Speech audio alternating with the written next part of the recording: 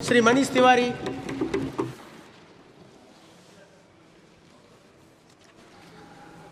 धन्यवाद सभापति महोदय।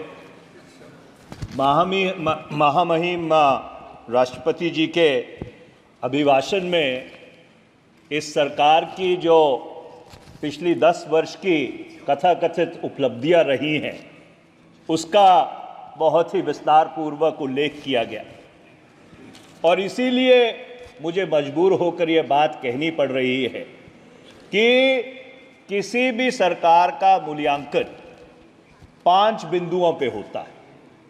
सबसे पहला राष्ट्रीय सुरक्षा, दूसरा आर्थिक विकास, तीसरा संस्थाओं की स्वायत्तता, चौथा अंतर्राष्ट्रीय रिश्ते या कूटनीति और पांचवा सांप्रदायिक सौहार्द। और ये दुर्भाग्यपूर्ण बात है कि इन 5 बिंदुओं पर पिछले 10 वर्ष में जो एनडीए भाजपा की सरकार है वो पूरी तरह से विफल रही है। अगर मैं ये कहूं कि आपने इन 5 बिंदुओं के परकच्छे उड़ा दिए पिछले 10 वर्ष में तो शायद वो भी गलत नहीं होगा। पर इसके ऊपर विस्तृत विश्लेषण करने से पहले मैं एक बहुत ही महत्वपूर्ण विषय की तरफ इस सदन का ध्यान आकर्षित करना चाहता हूं। आज सभापति महोदय 1 जुलाई 2024 है। कल रात 12 बजे से इस देश में फौजदारी के कानूनों की एक नई प्रक्रिया लागू की गई और ये जो प्रक्रिया है ये कोई सिर्फ नॉर्थ ब्लॉक में क्रियान्वित नहीं की जाएगी। ये भारत के जो 17,380 पुलिस थाने हैं, उत्तर से लेकर दक्षिण तक, पूर्व से लेकर पश्चिम तक, उनमें क्रियान्वित की जाएगी, जिसमें 9,378 थाने भारत के ग्रामीण इलाके में हैं, 4,929 थाने भारत के शहरी इलाकों में हैं और 3,072 स्पेशल पुलिस स्टेशन हैं। और मुझे ये कहते बहुत ही संकोच भी हो रहा है और ये दुर्भाग्यपूर्ण बात है कि ये जो फौजदारी की कानून प्रक्रिया कल रात से लागू की गई है ये इस देश में पुलिस राज की नींव रखने का काम करेगी। और मैं ये बात इसलिए कह रहा हूं कि आपने इस देश में फौजदारी के कानून की 2 समानांतर प्रक्रियाएं बना दी हैं। एक प्रक्रिया कि 30 जून 2024 12 बजे से पहले जो मामले दर्ज किए गए थे, जो अदालतों के सामने हैं, वो तो पुराने कानूनों के तहत उनके ऊपर फैसला किया जाएगा और 1 जुलाई 2024 या 30 जून 2024 रात 12:01 के बाद जो मामले दर्ज किए गए हैं या किए जाएंगे और जो मामले अदालतों के सामने जाएंगे वो ये नई जो आपने प्रक्रिया बनाई है उसके तहत उनका फैसला होगा। सभापति महोदय, आप खुद पेशे से वकील हैं, आप इस बात को जानते हैं कि भारत की जो न्यायपालिका है उसमें 3.4 करोड़ मामले लंबित हैं और ये जो और उनमें से अधिकतर मामले फौजदारी से जुड़े हुए हैं, क्रिमिनल केसेस हैं। ये जो नई प्रक्रिया लागू की गई है इससे बहुत बड़ा कंफ्यूजन, एक बहुत बड़ा संकट भारत की न्यायपालिका में आने वाला है। और इसलिए मैं ये बहुत विनम्रता से कहना चाहता हूं कि ये तीनों कानून उस समय पारित किए गए जब इस संसद से, इस सदन से और जो दूसरा सदन है राज्यसभा, उससे 146 सांसदों को लंबित किया गया।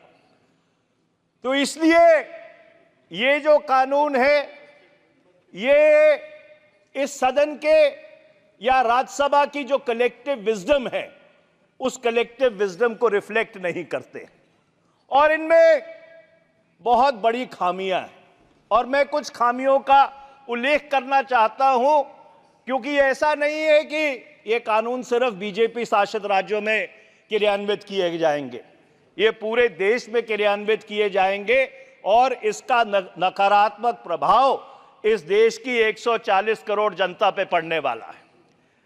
सभापति महोदय, उच्चतम न्यायालय ने फैसला दिया था कि कोई भी अगर पुलिस थाने में जाता है तो उसकी एफआईआर दर्ज होगी।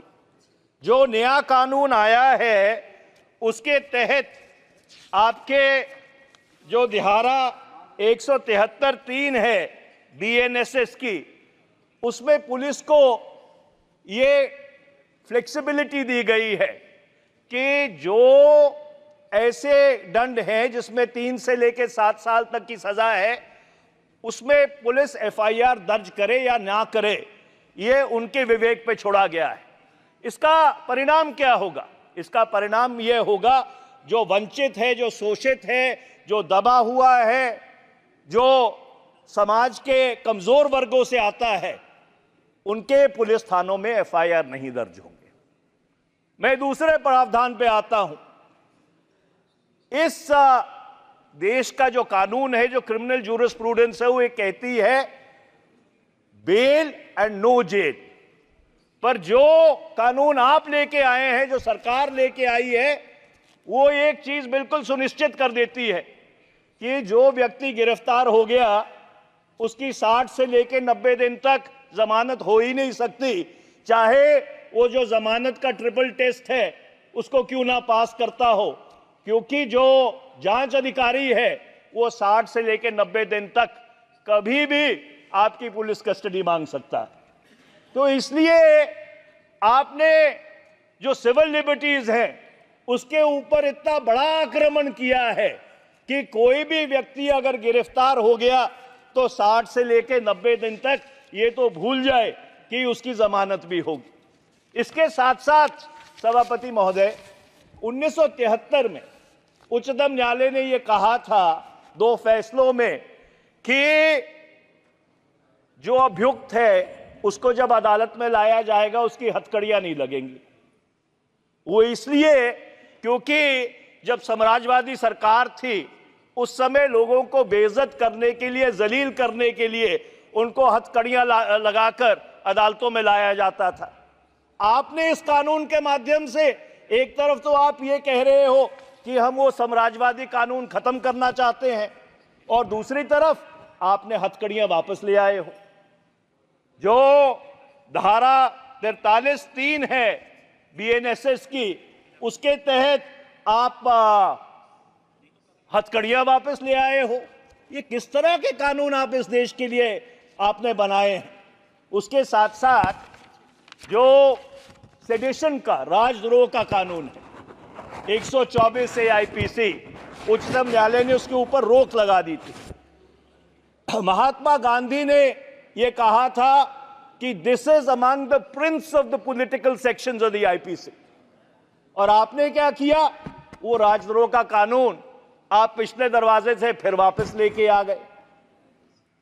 तो एक तरफ तो आपने जाके उच्चतम न्यायालय में यह कहा कि हम सेडेशन के तहत कोई मामला देश में दर्ज नहीं करेंगे, और वो मामला उच्चतम न्यायालय में लंबित है और आपने नए कानून लाकर वो फिर राजद्रोह पिछले दरवाजे से आप वापस ले आए।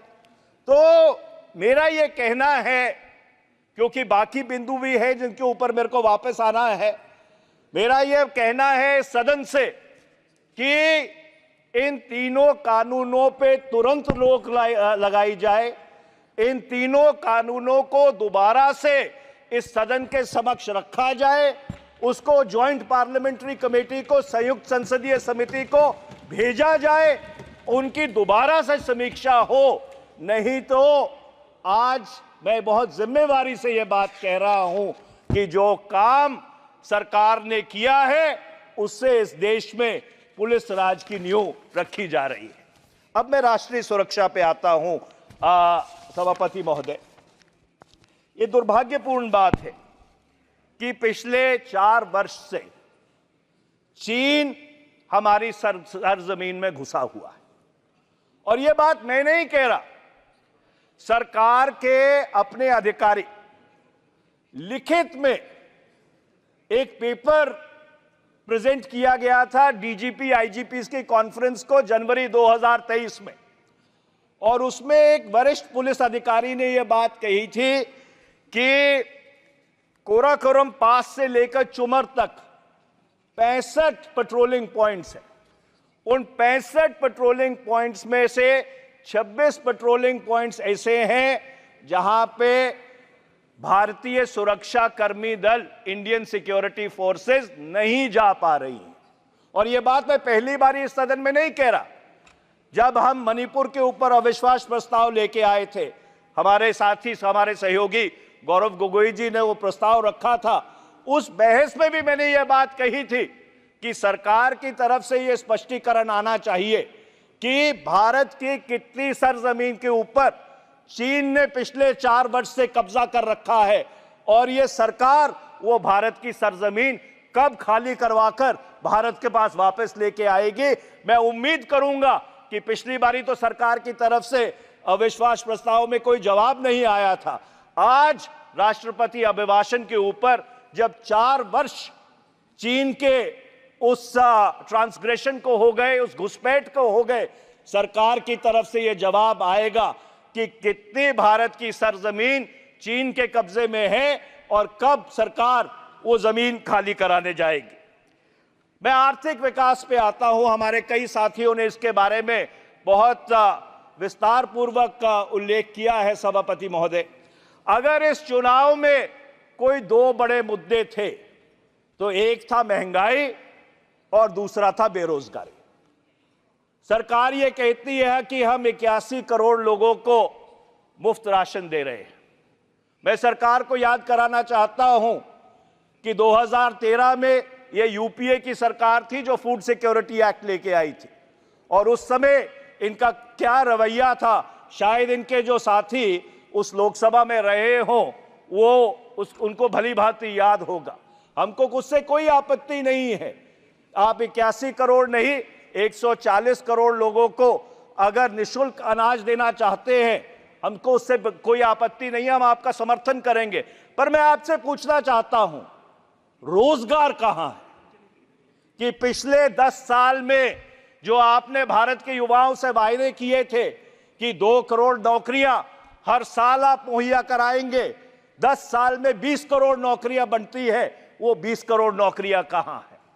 भारत का युवा आज ये सवाल पूछ रहा है कि हमारे भविष्य के लिए, हमारे रोजगार के लिए, हमारी तरक्की के लिए, हमारी प्रगति के लिए ये एनडीए भाजपा सरकार ने पिछले 10 वर्ष में क्या किया और अगले 5 वर्ष में ये क्या करने जा रहे हैं, उसका माननीय राष्ट्रपति के अभिभाषण में एक शब्द का उल्लेख भी नहीं है, जिससे यह बात बिल्कुल साफ होती है कि ये जो सरकार है वो बिल्कुल it has run out of ideas, वो आइडियाज वहीन है, और इनके पास ना ही कोई कार्यक्रम है, ना ही कोई नीति है कि किस तरह से इस देश में रोजगार पैदा होगा।